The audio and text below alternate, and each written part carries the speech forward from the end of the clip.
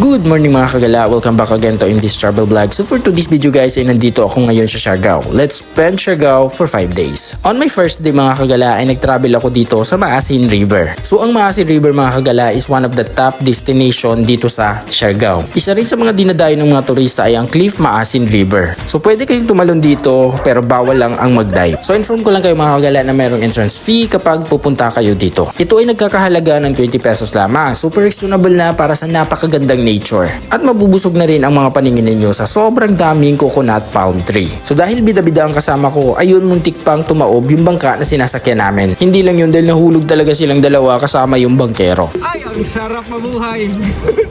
Isa rin talaga sa magugustuhan mo dito sa Siargao ay hindi lang yung nature, kung hindi maraming turista ang dumadayo dito. Maganda nila boy!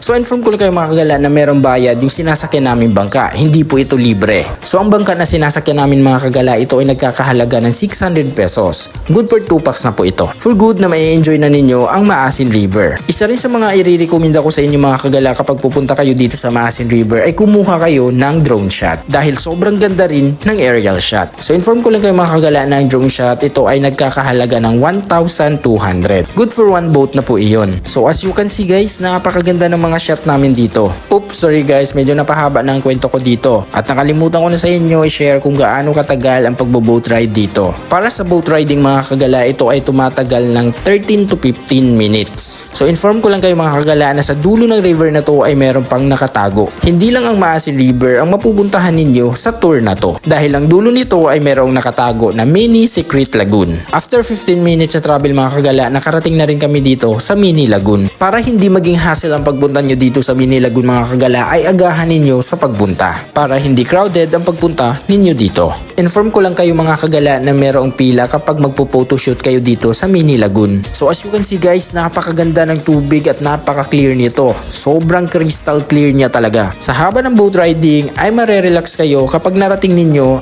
ang spot na to. So this is the mini secret lagoon mga kagala, kung saan yung last destination nyo from Maasin River. O diba, hindi lang boat riding ang gagawin ninyo dito sa Maasin River dahil meron pang mga nakatago dito na mga hidden gem. So hanggang dito na lang tayo mga kagala. Maraming salamat sa mga nanood. See you on my next video.